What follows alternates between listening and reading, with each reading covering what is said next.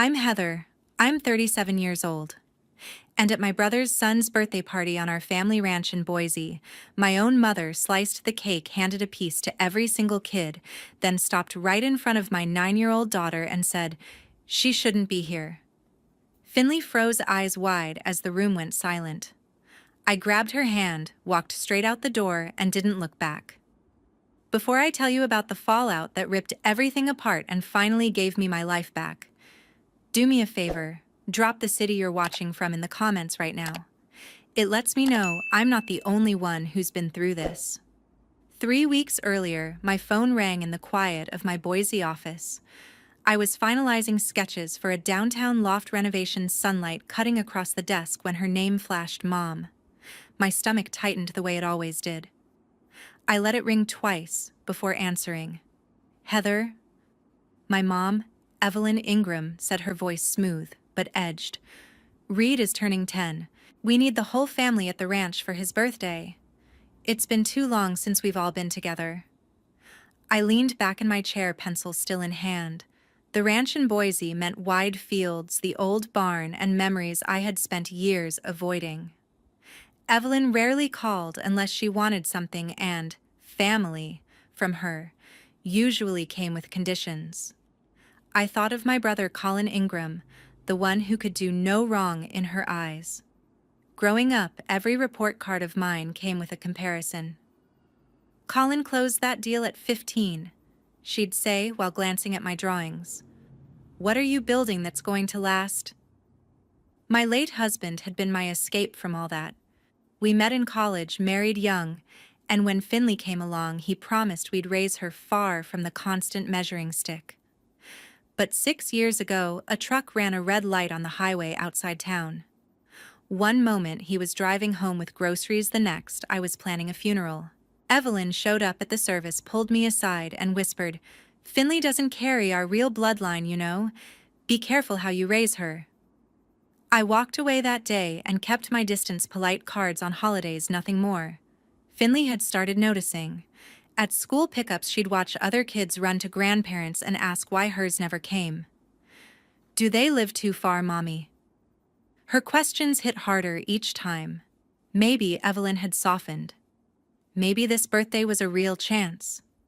"Okay," I said into the phone, the word out before I could second guess. "We'll be there." Evelyn's reply came quick, satisfaction clear.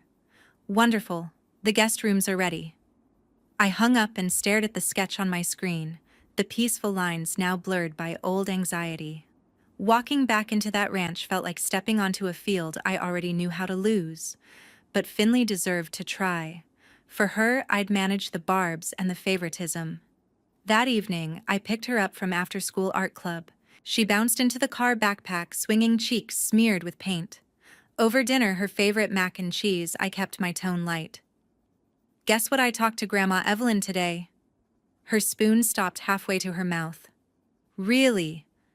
Excitement lit her face. "She invited us to the ranch for Reed's birthday. Grandpa Norman will be there. Uncle Colin, Aunt Spring, everyone." Finley dropped the spoon and clapped. "A real family party on a ranch." She rattled off plans without pausing.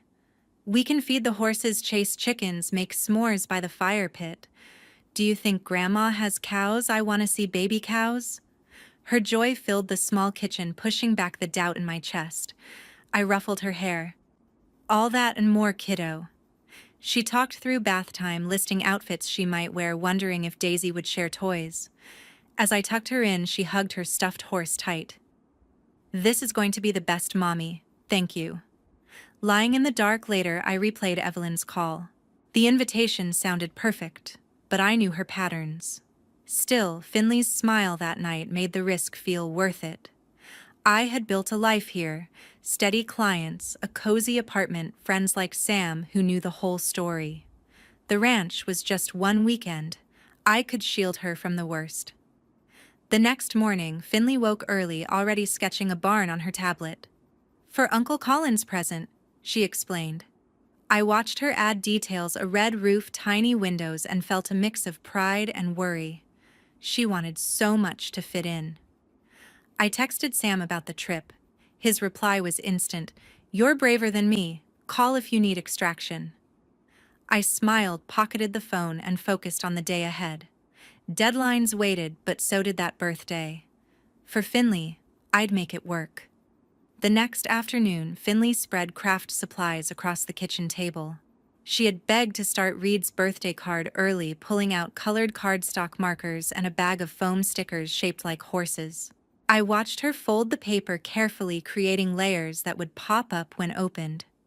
"First, the cake," she narrated, drawing 3 tiers with pink frosting swirls. "Then the ranch gate, and look, tiny horses running free." Her tongue poked out in concentration as she glued a miniature cowboy hat on one. I sat beside her with my laptop, pretending to check emails while stealing glances. The card was taking shape into something special, the kind of gift that showed how much thought she put in. Finley added a speech bubble from the cake. "Happy 10th cousin." She beamed up at me. "Do you think he'll like it, Mommy?" I nodded, throat tight. "He'll love it." Later, while she napped on the couch, I dialed my friend Sam. He answered on the second ring, background noise of a coffee shop. "Tell me you changed your mind about the ranch," he said without greeting. I sighed. "It's a trap, right?" Sam had heard every story over late-night beers, Evelyn's favoritism, the funeral whisper, the way Colin always got the spotlight. "Trap with barbed wire," he replied.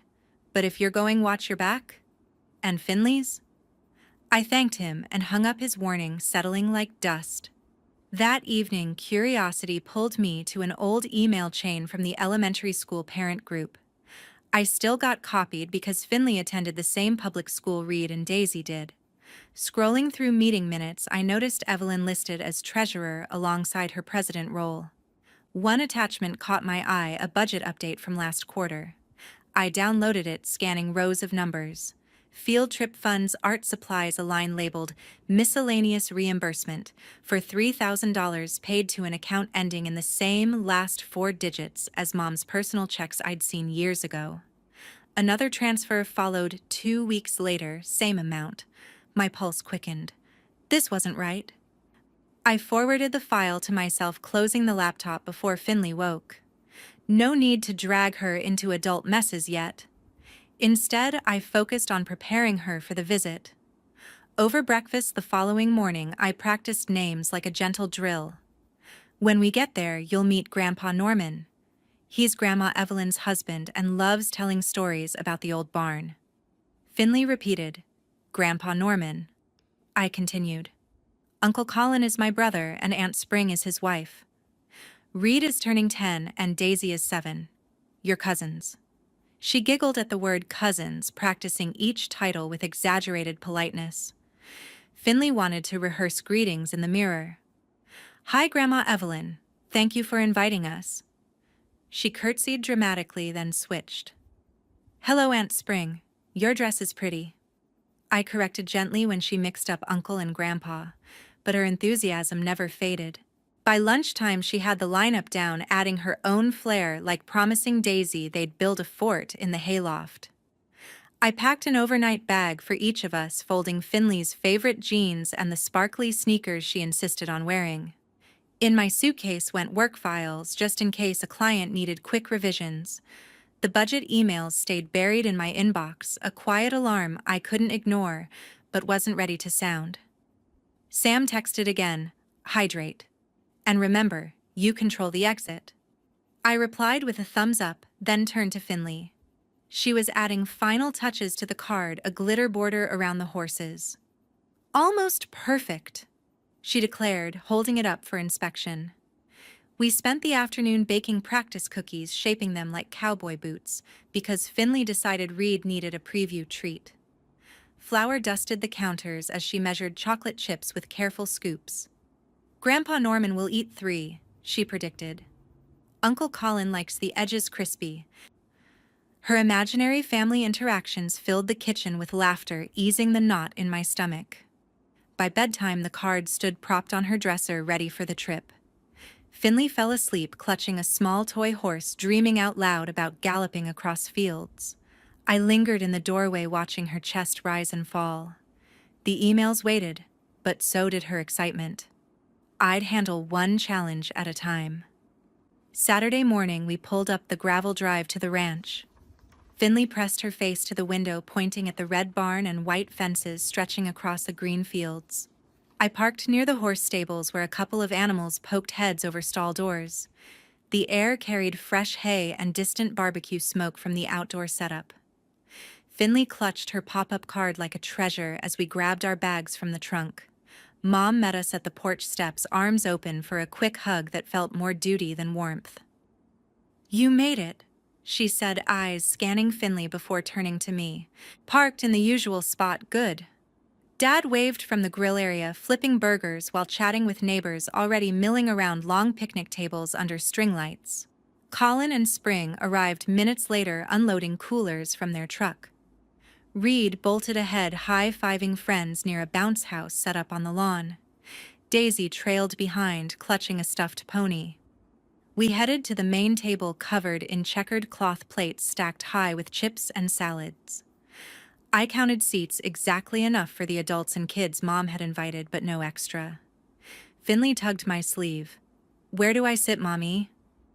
Mom glanced over. "Oh, we can squeeze in a folding chair at the end." She disappeared into the house and returned with a rusty metal one, placing it crookedly past the last spot. Finley climbed up, knees barely fitting under the table edge. Finley held out her card proudly. "I made this for Reed." Mom took it, flipping open the pop-up briefly. "Cute effort," she muttered, then walked inside and slid it onto a cluttered shelf in the entryway closet among old coats and boots. Finley watched the door close, lower lip quivering for a second before she forced a smile. Games started soon after. Kids chased each other around hay bales while adults sipped lemonade. Mom gathered a group near Daisy, who twirled in a frilly dress. "Look at this little lady, pure Ingram grace with those curls," Mom announced loudly. Daisy beamed, accepting compliments. Finley edged closer, but a splash of juice from a nearby cup dotted her white skirt. Mom noticed immediately. "Careful there, don't go ruining nice clothes on the dirt." Finley brushed at the spot, uselessly, cheeks flushing. Colin joined the circle, arm around Reed. "Big news, Reed just earned a full scholarship to the junior riding program downtown." Applause rippled through the guests. Reed stood taller, recounting jumps he'd mastered. Spring added details about early morning practices. I congratulated them, but Mom dominated the praise. "That's my grandson, always exceeding expectations." Finley tried joining the kids' line for pony rides. The handler waved her through, but Mom intercepted. "Those boots aren't broken and stick to the petting zoo area." Finley obeyed, stroking goats instead, while watching Reed trot circles on a spotted horse. Lunch plates circulated hot dogs, corn, coleslaw. Finley reached for a second helping of chips, and Mom shook her head. "Easy on the snacks before cake." Yet she piled extra onto Daisy's plate without comment. I helped serve drinks, keeping an eye on Finley wedged at her awkward seat. She chatted with a neighbor's child about school projects, voice bright despite the slights. Dad pulled me aside near the stables. "Your mom's in her element hosting," he said quietly. I nodded, not trusting words. Colin demonstrated roping tricks for the boys, Reed mimicking perfectly. Spring organized a sack race pairing Daisy with winners. Finley participated but tripped early, landing in grass. Mom called out, "Up you go, no harm done." But her tone carried dismissal. As sunlight shifted, more families arrived, filling every corner of the yard. Finley stayed close to the petting area, feeding carrots to rabbits. I refilled water stations, overhearing Mom boast to a parent about Colin's latest real estate closing. The party hummed with laughter and music from a portable speaker. Finley waved me over to show a lamb nuzzling her hand. "It's so soft," she whispered. I knelt beside her, brushing dirt from her knees. Cake time approached, tables cleared for the main event. Mom carried out a massive sheet cake decorated with fondant horses and a big 10 candle. Guests sang as Reed leaned in to blow. Finley stood on tiptoes for a better view, eyes wide at the sparkler effects. Plates distributed, forks ready. Mom cut generous squares, passing them down the line. My phone buzzed with an urgent client call. The developer from Salt Lake City needed immediate revisions on a lobby layout before their Monday presentation. I glanced at Finley playing tag with other kids near the bounce house and signaled I'd be quick. Mom nodded absently while directing cleanup of lunch scraps. I slipped into the guest room, set up my laptop on the dresser, and joined the Zoom. The connection lagged at first, then stabilized as I shared screens and marked changes in real time. The meeting dragged with questions about material samples and lighting angles. I muted during pauses to check texts, none from Finley. Voices filtered through the closed door, laughter from the yard, clinking dishes, Reed shouting victory in a game. 40 minutes in, the client approved the updates and ended the call. I saved files, closed the program, and stepped out, expecting to find Finley at the dessert table. Instead, I spotted her alone on the back porch steps, knees pulled to her chest, staring at the ground. No plate in sight. I hurried over and sat beside her. "Hey, sweetie, what's going on?" Finley looked up, eyes red-rimmed. "They gave everyone cake except me." Her voice cracked on the last word. I wrapped an arm around her shoulders. "Tell me exactly what happened." She took a shaky breath. "After you went inside, Grandma Evelyn cut the cake. She handed pieces to Reed first, then Daisy, then all the other kids. When she got to me, she just skipped. One of the moms asked if I wanted some, and Grandma said loud enough for everyone to hear, 'She doesn't belong at this family party.'" Finley wiped her nose on her sleeve. The kids stared, then went back to eating. "I came here so no one would see me cry." Anger surged hot in my chest, but I kept my tone steady.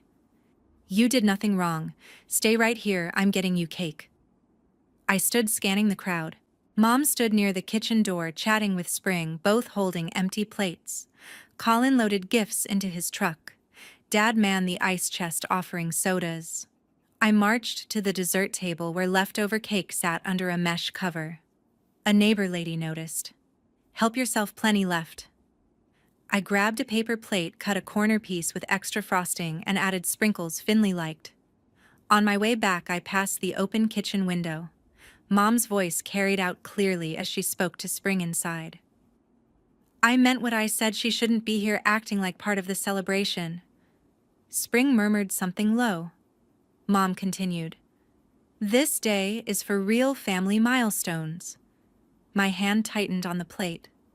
I set it down quietly on a side table, pulled out my phone, and hit record. Stepping closer to the screen door but staying out of sight, I captured every word as Mom repeated the line with emphasis. "She doesn't belong at this family party, and that's final." The clip lasted 20 seconds before Spring changed the subject to cleanup duties. I stopped recording, saved the file, and pocketed the phone. Heart pounding, I picked up the cake plate and returned to Finley. She managed a small smile when I handed it over. "Chocolate with horses on top?" I pointed to the fondant decorations. "Your favorite kind." She dug in, slowly savoring each bite while I sat guard. Other kids ran past, chasing balloons, oblivious now. Dad wandered over with 2 juice boxes. "Everything okay?" he asked, handing one to Finley. She nodded mid-chew. I forced a neutral expression. "Just a work break?" He lingered a moment, then rejoined the grill cleanup. Colin called Reed to help carry chairs. Spring emerged from the kitchen carrying trash bags, avoiding my direction. Finley finished half the slice and set the plate aside. "I'm full now, Mommy." I brushed crumbs from her lap. "Proud of you for telling me." She leaned against my side, energy spent. Guests began leaving in waves, cars crunching down the drive. Mom waved goodbyes from the porch, all smiles for departing families. I gathered our things discreetly, folding Finley's jacket over my arm. The recorded words looped in my mind, fuel for what came next. Finley stood when I did, ready without question. We slipped toward the car amid the thinning crowd. That evening, after tucking Finley in at home, I sat at the kitchen counter with my laptop open. The drive back had been quiet, Finley asleep most of the way, her head against the window. I replayed the video clip on mute, Mom's words sharp, even without sound. Forwarding it felt like crossing a line, but ignoring it wasn't an option. I attached the file to an email from my attorney Lisa Grant, a woman I'd hired years ago for freelance contracts and trusted with tougher issues. Subject line: Urgent Family Matter Evidence. I added a brief note: Need advice on next steps. Possible misuse of school funds tied to this. Lisa replied within minutes: On it. Send any other details you have. I dug through my inbox for those old parent group emails forwarding the budget attachment I'd flagged earlier. The numbers stared back 3 separate transfers totaling $15,000, all marked as reimbursements, but lacking receipts. I included screenshots of the account digits matching what I remembered from Mom's holiday cards. By midnight, Lisa called. The video is damning on its own for emotional distress, but the financials elevate this, she said, voice steady over the line. I accessed public records through the school district portal. Those transfers route to an account in Evelyn's name. No supporting invoices filed with the treasurer reports. She paused. This looks like embezzlement from PTA funds. Small town, but still felony level if proven. I leaned against the fridge, processing. What can we do without dragging Finley through court? Lisa outlined options: anonymous tip to the school board, full report to authorities, or timed release to force resignation. The upcoming fundraiser at the community center, Evelyn's chairing it right. Perfect leverage if you want minimal fallout for the kid. We mapped a plan. Lisa would compile a dossier video, time-stamped transfer logs, district bylaws on fund handling. I'll redact anything identifying Finley, she assured. Focus stays on the money. I thanked her, hung up, and stared at the ceiling. Sleep came in fits, dreams mixing cake frosting with spreadsheet rows. Morning brought routine school drop-off, client emails, coffee strong enough to cut fog. Finley seemed resilient, chattering about a class art project. We're making paper horses. I smiled, hiding the weight. Sam texted, heard you left early. Call, I replied later, filling him in without specifics. His response: smart move, consulting Lisa. Throughout the week, Lisa updated via secure messages. She cross-referenced bank statements obtained legally through a contact at the credit union. Mom's personal account showed deposits matching the PTA withdrawals exactly. One labeled event supplies, another guest speaker fee, the third emergency repair. No vendors listed, no bids. Lisa attached scanned copies watermarked for confidentiality. I reviewed everything during lunch breaks, printing pages at a copy shop far from home. The total hit $15,000, even siphoned over 6 months. Lisa noted patterns: transfers spiked before Mom's personal trips, like that cruise last spring. Clear misuse, she wrote. Board will act fast to avoid audit. Finley noticed my distraction one night over homework. Mommy, are you mad about the party? I closed the folder. Working on making things fair. She accepted that, returning to math problems. Lisa scheduled a final review Friday. Dossier complete. Video edited to 30 seconds, faces of minors blurred except audio context. Financial trail ironclad. We discussed delivery mass email to the parent listserv during the fundraiser keynote. Anonymous sender traced to public library IP if needed. No direct confrontation, maximum pressure. I agreed. The event loomed, a week away. Booth, silent auction, Mom's speech on community unity. Lisa sent the compiled file PDF with exhibits, video embedded.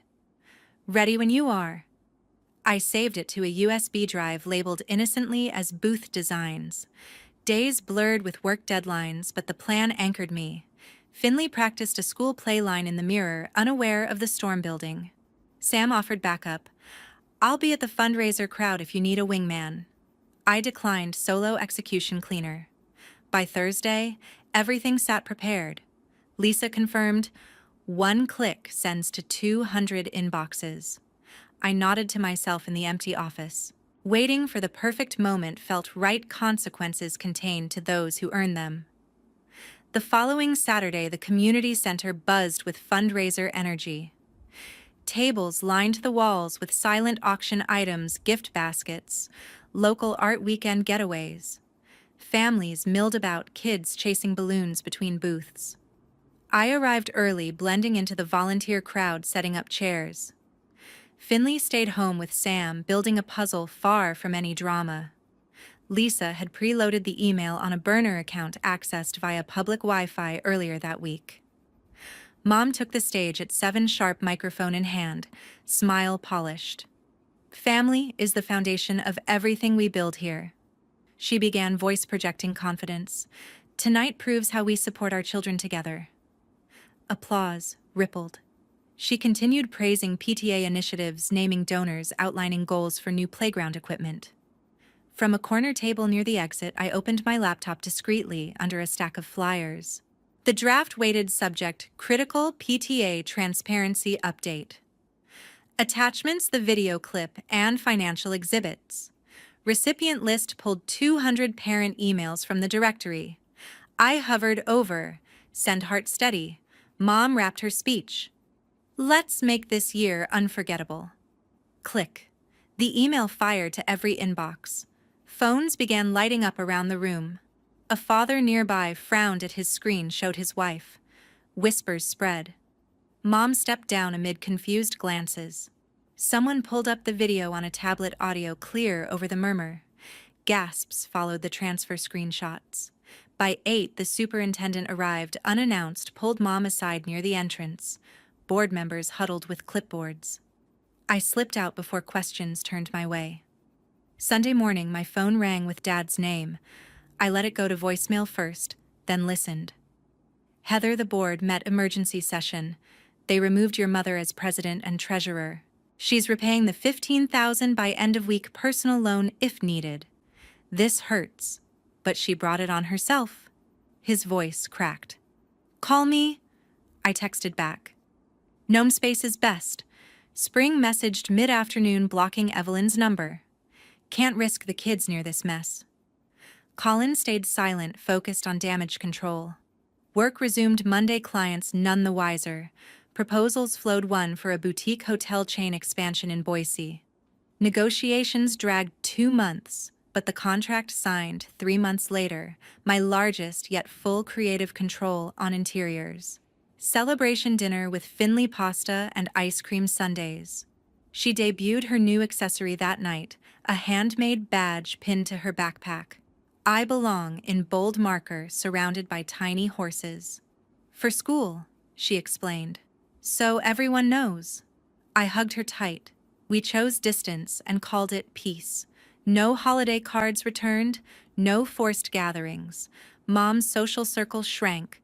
Rumors replaced invitations. The lesson burned clear. Favoritism poisons roots, and stolen trust demands repayment in full. Thank you for staying until the end. Drop your thoughts below. What would you have done in my shoes? Share the city you're from. Let's see how far this story travels.